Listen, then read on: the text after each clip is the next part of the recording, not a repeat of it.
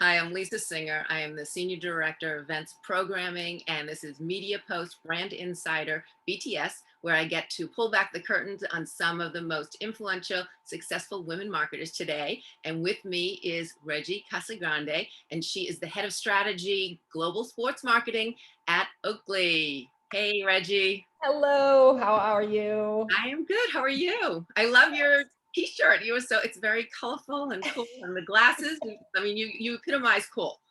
Thank you. So I love that. Well, I'm so happy we were able to do this because, I know you're, I do my snooping. I always talk about that, and just seeing your background, and you're just so impressive, and but it's and unique though. And so I want to really touch into that and find out a little bit about it. But before we even go into what you've been doing, I want to ask you because I know a big part of your career is really building influencer programmings for different brands and really helping them to drive business.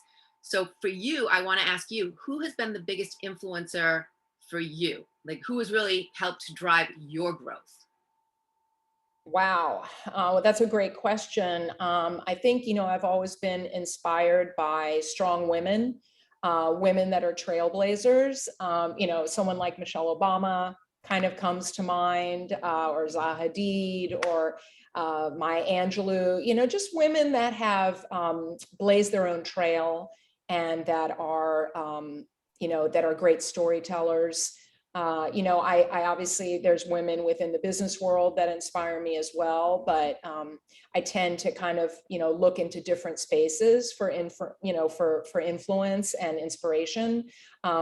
Typically that is usually a little bit more in the creative space, maybe, but I think any woman that can forge her own path in this day and age and has had a long list of hits is usually an inspiration to me. So. Yes, and I think that's a very key point. Like, and I'm assuming you say hits as in maybe they were knocked down, but then came back up.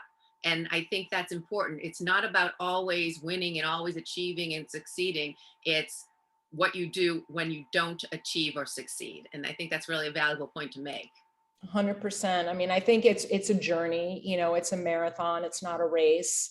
A career can span decades and decades. So, and I think especially the last 20 or 30 years that we've been going through has been such an incredibly disruptive period, going through digital transformations and watching certain industries collapse. That a lot of people have pivoted. I definitely have pivoted.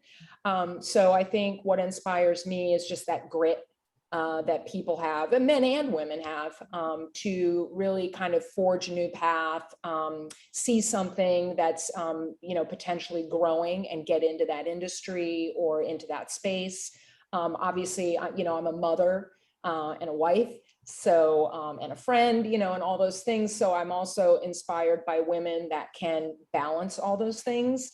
And able to, raise a child or children, and able to travel and have a marriage and maintain their friendships, and yet still have time for themselves and their health and wellness and all of those things. So it's definitely a lot of scheduling and planning to make you able to do that and have that luxury. Obviously, also the luxury of having help when your kids are young and that kind of thing. So that definitely goes with it. But I think that's definitely something that inspires me, is just that kind of multifaceted woman.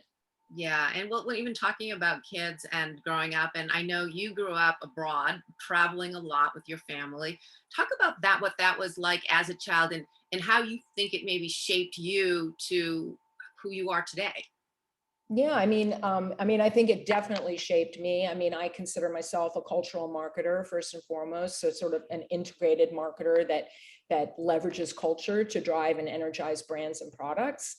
I grew up, when I was born in the United States, and then I moved to Karachi, Pakistan. My dad was a diplomat, so I lived abroad for my first 18 years, and we moved every 3 or 4 years. That was normal. It was part of the culture. All my friends were Diplo brats or military brats or somehow government NGO brats, whatever it was, or corporate expats. So it was very normal to move and embrace different cultures and different languages and different people and places, and that was something that I really looked forward to. So it was never something that made me uncomfortable. And I think that's why I'm so comfortable working in very disruptive, hyper changing nascent industries, because I'm comfortable moving through change very quickly, and obviously embracing cultural nuances. And I think we're such a globalized world now, and economy, and the consumer is so globalized and sophisticated, especially when you're thinking about Gen Alpha, Gen Z. And that's why spaces like esports and some of these like Web 3.0 spaces are really exciting, because they are so globalized and they have so much potential across borders, and they're not bound or limited by language nuances or anything like that. So it's very exciting being a marketer right now at this time, and working with youth culture, or within youth culture. So I think it definitely led me to where I am today. Well, you can definitely see that. And as I said, I do my snooping and have seen your resume, and it's epitomizes. I mean, it definitely shows how much you are sort of on the forefront. You continue to have been there, and your background in obviously traveling, and it kind of makes me think of, because when you hear someone say a marketing personality, that's really someone who is able to adapt and really just go with what needs to be in that time, in that moment, and continue to do that. And that seems to very much, not only is it your job, but it seems to in some ways help describe a little bit of your personality. I mean, definitely. I think I started my career as a creative person. I was an art director for many years, fashion photographer, and then I pivoted out of that industry when the music industry and the publishing industry collapsed. So that was kind of my pivot, and I moved more into branding and marketing, which is really kind of a very natural, seamless transition. During that time, you had influencer culture sort of bubbling. Where you would book certain personalities within a culture that you were trying to speak to.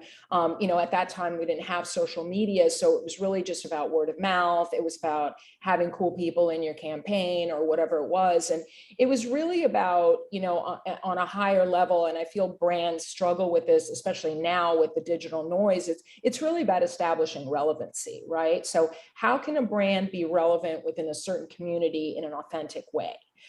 So that kind of groundwork and strategizing that we were doing, that I was doing with my team, or, my colleagues and I were doing 20 years ago, is really now become kind of the blueprint and the best practice for a lot of that. And it's become much more digitized.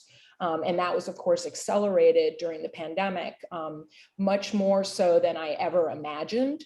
I went through a period where I worked for Network. I don't know if you're familiar, but basically they're shopping at the speed of culture. That's kind of their mantra. And it's a digital app that basically brings drop culture and shopping to youth culture. And we did everything digitally. We worked digitally, we had experiences digitally, and we started throwing festivals digitally. Where we would program experiences into the app. And at first I was kind of like, is this going to work? And it actually worked. So it was kind of a shopping entertainment experience for young folks. We did them probably about once a month, and they always kind of were centered around a theme or concept. There was usually, there's a formula to it at one point, right? You've got like sort of the celebrity partner that's kind of the host, and they kind of drive the ideation around what the experience will be and whatnot. But it was very interesting to watch that kind of accelerate during the pandemic. Now obviously I do a lot of strategy work, so I was already working very much virtually with my clients in Asia and in Europe. So when the pandemic hit, it was very easy for me to adjust to working from home and being on a screen, because I was already doing that.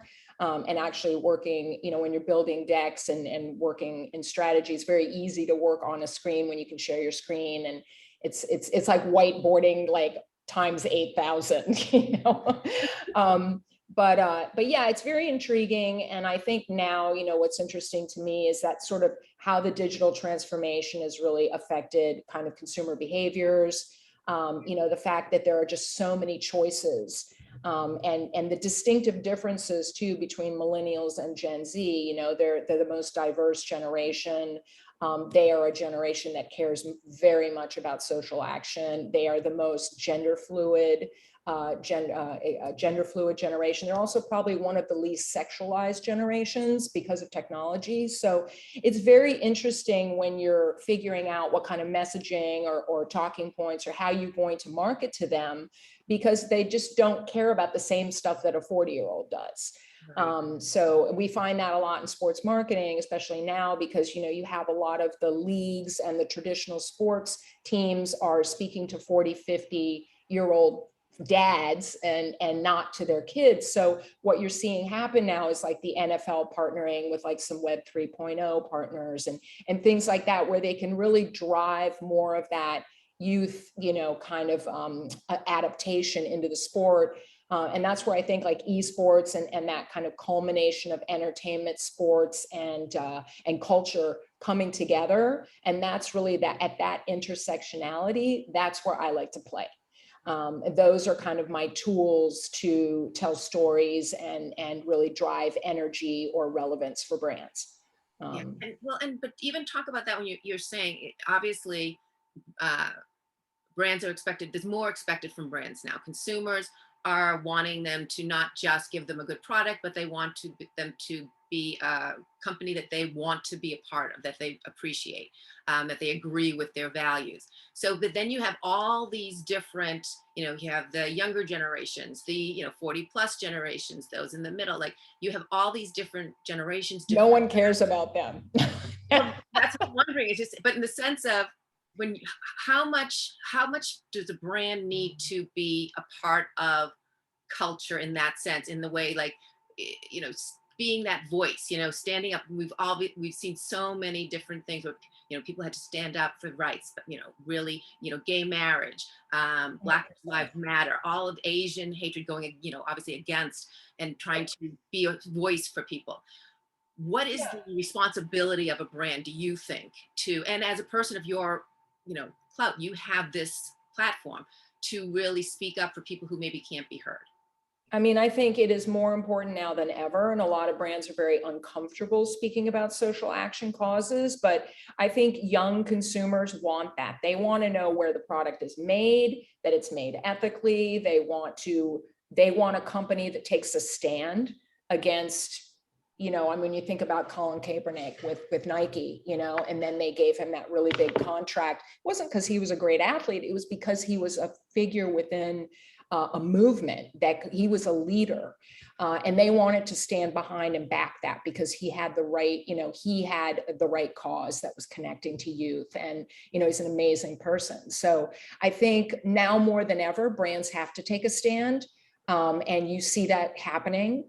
I think also, you know, a lot of brands are, you know, that like you mentioned an interesting thing. You know, how do you speak to an 18-year-old when you have a 40-year-old consumer too, and you don't want to offend them? And I think, you know, a lot of like these bigger companies like the Nikes, Adidas's, the Pepsis, the Cokes, you know, the Mercedes, you know, whoever they might be, they obviously have a fairly large range within their consumer, but it comes really down to target consumer. You know, where is the growth and where do you build that advocacy? And you usually build it when someone's young, right? If you want to get them into your brand before they've established an allegiance to another competitor. So I think that's why, you know, so many brands are focused on youth, especially when they're launching new products. Now, that's not all brands, right? Because I did some work with Maserati and Chrysler, and their target consumer is more like a 40-year-old, 45-year-old when they're launching certain products, right? So it really depends. You know, we also worked with a consumer electronics company called Syng, SYNG. They're awesome. It was founded by an ex-Apple designer, worked with Jonathan Ive, and basically they made this superior audio product, which was over $1,000. And their consumer is also kind of more like a 35 to 45-year-old professional. But that said, they still had to influence the influencer. And so they were still seeding to younger folks that were on social media. You know, you have to get the message out there, and then older people see it and they're like, oh, that's cool. Well, if so-and-so's validated it, let me look into it. And, because they obviously have the money to buy the product, right? Over maybe say an 18-year-old kid that doesn't need a giant speaker in their house. Right. So, and also you have young people don't really want to buy things as much as older people, right? Young people want to rent them and stream them and borrow them. They're not as materialistic or even as object or collector focused as older folks, right? So it just depends on, I think what, I typically work more with companies that are trying to deliver a product that's hype, right? That's getting talked about. Culture. You And want so, to, when you're talked about, you don't need to buy as much media, you don't need to advertise as much, right? Because you're relevant.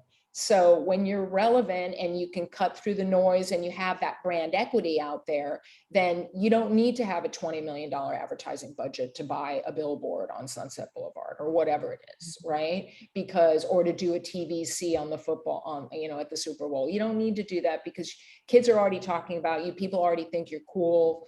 And a lot of brands now do that through their influencer relationships, their brand ambassadorships, their athlete rosters, whatever that might be. I mean, I think with Nike, when Nike started working with Virgil Abloh, who unfortunately died to cancer this year, which was such a sad thing. He was so young, but he was really a conduit for culture, and he really drove. He opened and I think Kanye too opened the door for just this kind of Black renaissance with brands and, people coming in and just driving culture and just setting everything on its head, being very disruptive. And that relationship that they had with Virgil at Nike just drove so much relevance for them.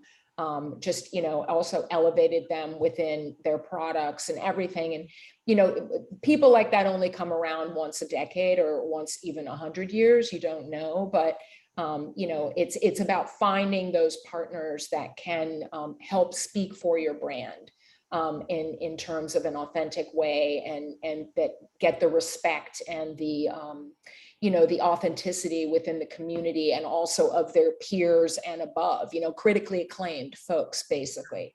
So it's a lot of like searching and finding those people kind of before they blow up too. yeah. And I mean, and as you said, that is something throughout your career. I feel like it's been who you are, looking for that cutting edge thing, looking for that thing that maybe does cut through the noise, and not the status quo. So I'm curious, in taking a step away from career necessarily and going into personal, what is something you would describe about yourself or your life that doesn't necessarily follow the status quo? I mean, do you amplify that in your personal as much as you do, obviously, in your professional life? Oh, 100%. I mean, I'm actually a lot edgier in my personal life than I am in my career.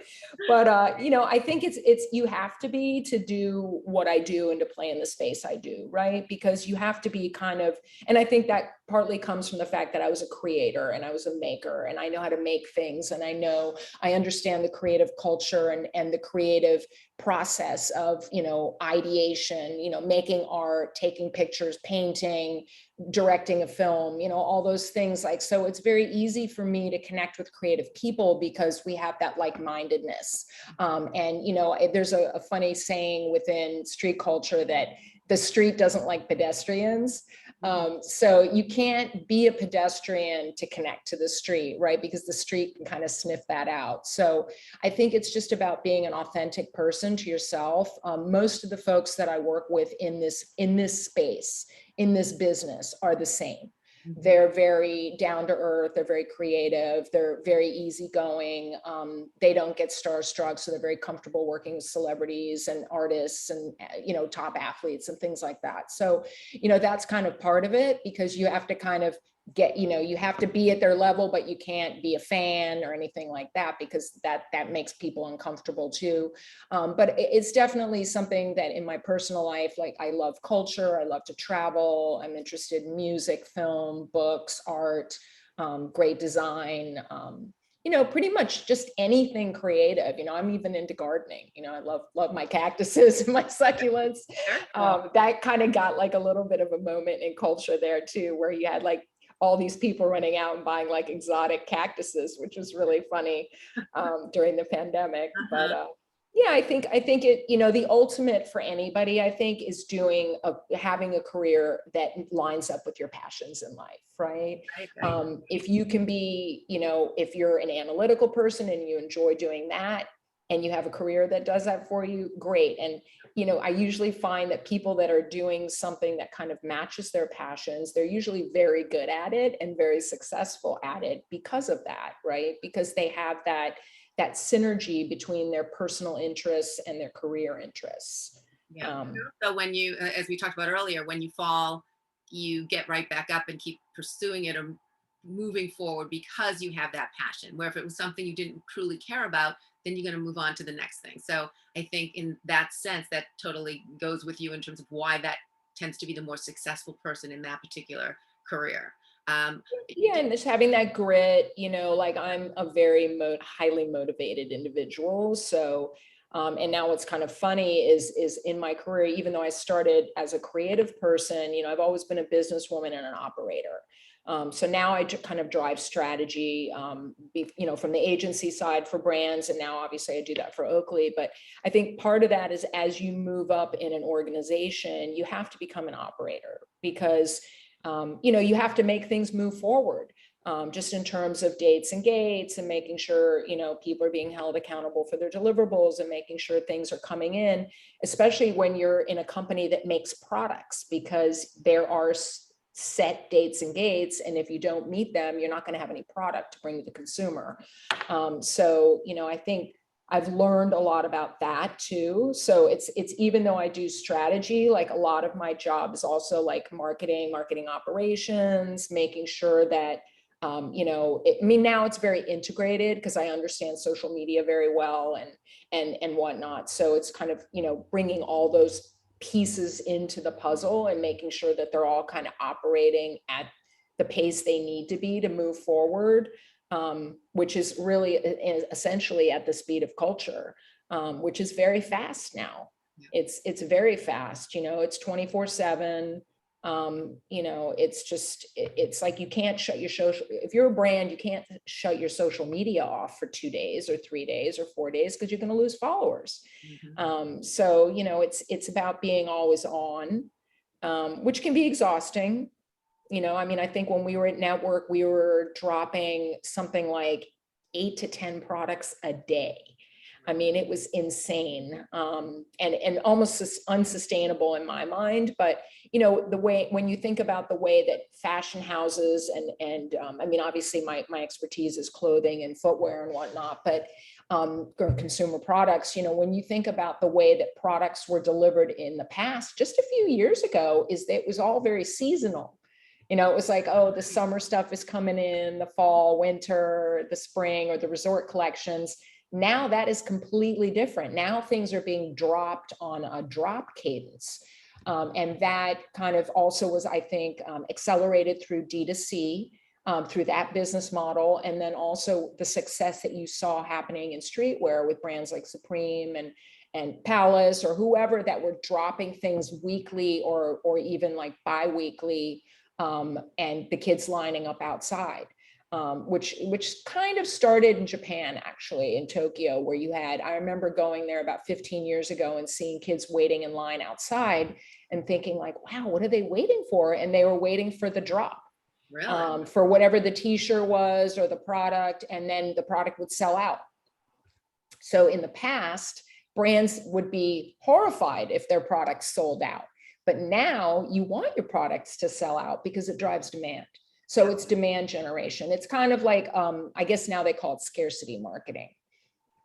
Well, I think depending on which you are, what brand you are, I guess obviously that's a good thing or a bad thing. Just You don't want to hold inventory, and the thing is, a lot of brands also will then do they'll bring it back as a restock. Right. I remember I was looking the other day online because I wanted to buy a Skims t-shirt from Kim Kardashian's company. And I had a couple of her t-shirts and I liked them. And I went on there and like everything was sold out. And I'm just thinking, like, I'm annoyed as the consumer that I can't get it, but instead of getting annoyed, I'm going to keep going back hoping that they That's right. restock it, because I have that brand equity that I like the product, right? I mean, obviously, if I don't like the product that much, then I'm going to be like, whatever. But I think Gen Z, they have their brands that they really like, and they're going to do whatever it takes to get those products from those I brands think because it's they're loyal. key what you said, that they have to have that equity. I mean, in terms of, if I'm just, maybe you now mentioned you like the Kim Kardashian t-shirt. So I'm going to go maybe check it out because, hey, let's see how good they are. They don't Skims. have any, but I can, yes, Skims. I know the name. I've actually tried to reach out to them at times. But if I go there and they don't have it, I may then say, well, I'm not going to go back to Skims. So Yeah. I think it just obviously depends on the consumer. And again, is it someone who has, knows that I love this product and I want to get this product. I want to ask you, you mentioned something a little bit about how, you were the creator initially, and, art, and obviously that's still a part of your life. And I'm sure it's still part of even your job. It seems like you'd be someone who have your hands into a lot of things anyway. But when you have to, like you said, when you need to, if you want to advance, if you want to get to that kind of success, you have to a little bit close the door on what maybe your real passion is, and then you maybe start taking in all of your other assets, all the other things that just talking to you, I'm sure you always had this very planning, analytical, where you can figure out what to do, go move forward and make things happen.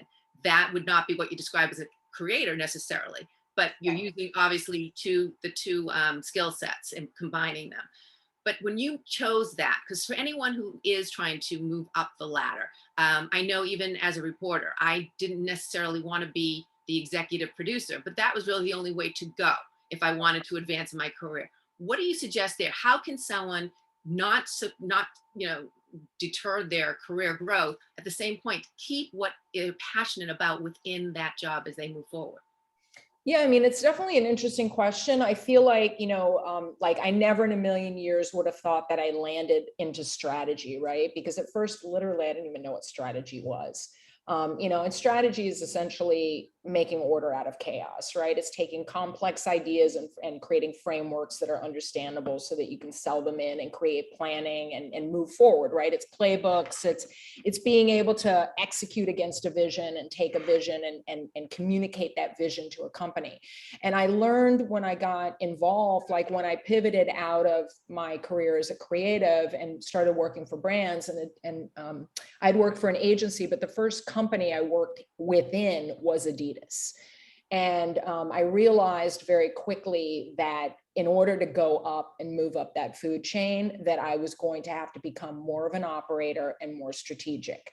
And that creative folks at the company, I mean, they're definitely, it's definitely a design-based company, and there's a lot of innovation there. But I realized that, when I looked at CEOs and CMOs and VPs, they all had some strategic sort of skill set. And I was like, okay, this is something I have to start building. And I started, understanding that you have to be able to sell in ideas. You have to be able to build documents. You have to be able to communicate really well within a company, especially a matrix company or a global company that has multiple languages, multinational, that kind of thing. So, I started to kind of start building that skill set. And one of the parts of my job was working in market implementation. So I would travel all over the world and I would work with the market to be on brand within their executions, so to speak. Right? Because obviously one global brand can't deliver assets for every single country or every single region, because I have very specific needs within Asia or China or EMEA or LATAM or whatever. So, just being able to work with those regional teams and be like, this is kind of how you do it. This is how you set the tone. This is the elevation of the execution that we're looking for. Was able to work with them and mentor them essentially. which was really a wonderful thing. And mentorship's actually very, very important for me, especially coming from an industry that's predominantly male driven, is always kind of bringing women into this industry as well. But yeah, I think, I feel like even though, essentially I had to give up my career as a creative, I still have a very creative facets within what I do. And I think, there's a lot of writing and wordsmithing within strategy, and there's a lot of working with creative folks and briefing, working with agencies, and making sure that the folks on my teams that report into me have the tools they need. So there's a lot of kind of mentorship and teaching, and I really I find I have a coaching leadership style. So my thing is about coaching, making sure that everyone has what they need, taking the roadblock out of the road, and not just telling people, but showing them how to do things. And then, hoping that they can pick that up and do it themselves. So, that, I think, as you get older within a company too, or as you're evolving within your career, at some point the executional part of it falls away a little bit more as you're moving up that food chain, right? Because at some point you're setting the tone and the vision for what the company is going to be doing in the next 3 to 5 years. And you don't necessarily have time to execute every single one of those strategies. So that's going to go to another team and they're going to do it. So, I've worked both the executioner and the strategist. So I understand what's feasible within certain timeframes and what workbacks work and which ones don't. So, I feel like a lot of my strategies are not blue sky strategies. They're actually like feasible strategies that can be executed against. But I think there's definitely a lot of creativity involved in that. It's a different kind of creativity. It's not like I'm making a physical object or a thing or a video or a piece of content. It's more kind of like a lot of it is in the selling in process or the communication process or the strategic ideation process, because essentially you're creating narratives, right? Especially like working from the agency side when you're building documents for your clients, is there's a real sort of seduction and sell-in process that happens when you're kind of trying to communicate where they want to go or what they want to be or how they're going to connect with that and engage that consumer that they want to hit. So I don't feel like I had to give anything up more. I mean, obviously I had to sacrifice something because I did love taking pictures and being creative, but I also wanted to, move into a position where I had, I guess, the security of a corporate job. And I think that working in a corporate environment, it's not easy for a creative person because there's a lot of politics. There's a lot of, you have to be careful about what you say, how you act. It's very, people that are creative tend to say whatever's on their mind. And you can't always do that. And I've learned that the hard way. I can imagine. So, I'm definitely learning a lot more about emotional intelligence as I go up the food chain. That's become more and more and more important. And yeah, I think it's actually very, very important. Like when I look at the people that I admire within a corporate setting, they are very reserved and organized, almost like poker face. Obama ever had to bite her tongue? And they do not get emotional about much. And so, I think it's that that's kind of where I'm working on, what I'm working on now within my own leadership style, is just making sure that I can manage that emotional intelligence. And like you said, be able to bite my tongue when I need to. And I had a boss at Converse that came from Nike, and he was funny. He gave me some advice and I'll never forget it. He goes, just on an email, he's like, just don't engage. Because a lot of times, I'm an operator. So I'm always like, the minute the email comes in, I'm like answering, and he's like, don't engage, wait. And I think that is a lot of times what a good leader will do is they will kind of step back, observe,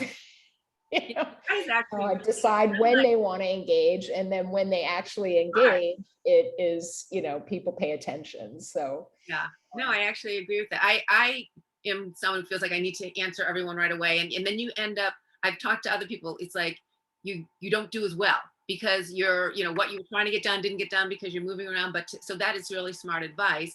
The only time I can say I will do that is when I'm angry and I put together an email and then I know I'm at least smart enough to know, okay, you know what? You put it in the save box. Go read it again. And then it's like, I was thinking, like you start adding these little things to make it a little not so abrasive. Yep. But I love this talk. I have one more question, which Sure. is totally outside of it. I do my snooping. I found out you love dogs. You were asking people what your favorite dog is. I need to know, what is your favorite dog?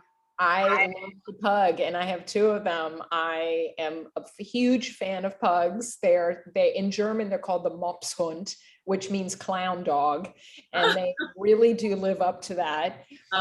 They're very funny.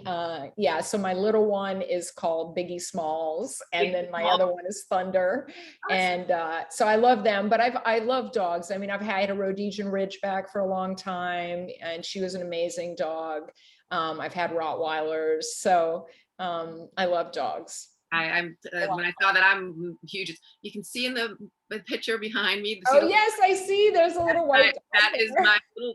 I unfortunately I lost him, but he's he was the love of my life. Like it's just amazing. So when I saw that, I'm like, oh, I gotta ask you about dogs. So, but I love that the pugs. Yes, I totally agree. A friend of mine. I mean, I wish I could bring them to work all the time. I mean, definitely some people at Oakley, a lot of folks bring their dogs in. Really? Yeah, I mean, the thing is, my two male pugs, the problem is they go to the bathroom wherever they want, so they cannot go anywhere. Like that too. You want to mark territory. Yeah, they're like little dogs are like untrainable. So big dogs are easy in that way, like they respect going outside. Yeah. But little dogs are like, well, you do the. I mean, I raised him initially in New York, and so I had to do the wee wee pad. Yeah. Otherwise, what, you're going up and down. So because of that, then they think, oh, inside you can still go to the bathroom, and it doesn't matter. On a white rug or something. Oh yeah, definitely. I've had that happen before too. Or Christmas trees when I went to visit some friends. It's right up to the Christmas tree. Like a giant fire hydrant for them. Oh yeah, definitely. I love it. Well, anyway, so Reggie, thank you so much. I really appreciate you talking with me, and it was just awesome getting to know you. And you hit on so many things that I'm like, I do that. I need to stop doing that. So I have a lot. I need to take notes after this. My pleasure. Yeah, a lot of fun. Yeah, I'm glad you enjoyed it. And thank you for watching. Again, I'm always looking for wonderful marketers, successful women marketers who you want to hear more about them. Just let me know and I will do my best to get them. But thank you for watching. Fabulous. Reggie, thank you again. Thank you.